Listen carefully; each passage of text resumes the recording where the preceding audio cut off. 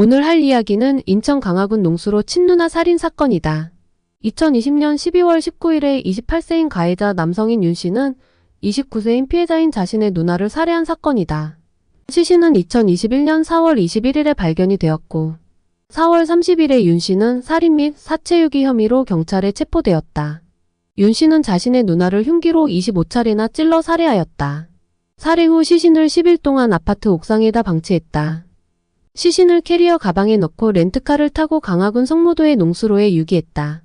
윤 씨는 살해를 한 직후 살아있는 척을 위장하기 위해 계정을 도용해서 가출한 척을 했다. 그리고 누나의 계좌에서 일정 금액을 출금해 본인의 계좌로 이체했다. 2021년 2월 14일 어머니는 누나를 만나지 못하자 경찰에 실종 신고를 하였다. 신고를 받은 수사관은 누나가 살던 집을 찾아가 탐문했다. 그 과정에서 윤 씨는 누나가 2월 7일에 나갔다고 했다.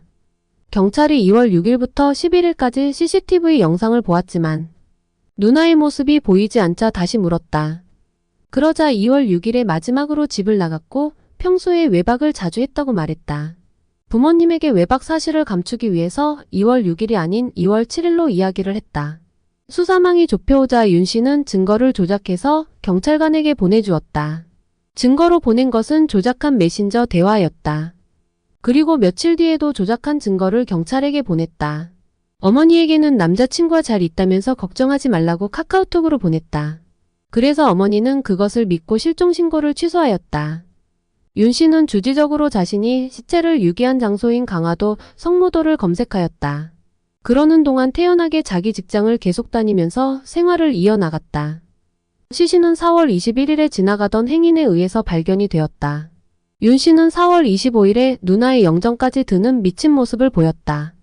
진짜 미친 XX인 것은 아무도 반박하지 못하는 사실이다.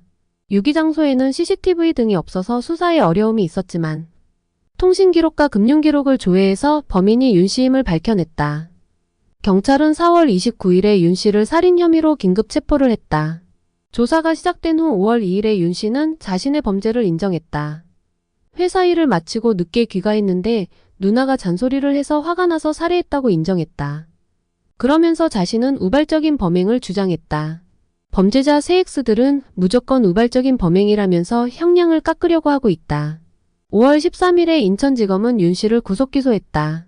윤 씨는 가족을 살해한 것도 모자라 증거를 조작했고 태연하게 일상 연기를 하는 것이 여론의 분노를 일으켰다. 2021년 8월 12일 1심에서 윤 씨에게 징역 30년이 선고되었다.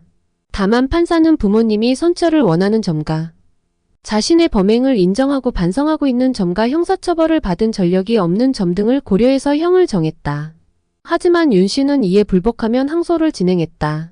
2021년 11월 25일에 2심은 항소를 기각했고 1심의 판결이 그대로 유지가 되었다. 2022년 3월 10일 3심에서도 기각이 되어 1심의 형인 30년이 확정되었다. 2022년 6월경에 추가로 기소된 죄에 1년이 더 추가되었다. 가족을 살해한 놈은 정말 갱생이 불가능하다고 생각한다. 짜증나서 가족을 홧김에 죽였다. 사이코패스나 소시오패스나 가능한 일이다. 스트레스를 받는다고 사람을 죽인다면 이 세상에 사람들은 거의 존재하지 않을 것이다.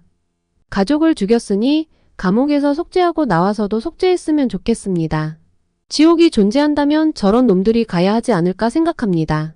피해자가 너무나도 안타까운 사건입니다. 이상 자유로운 이야기였습니다.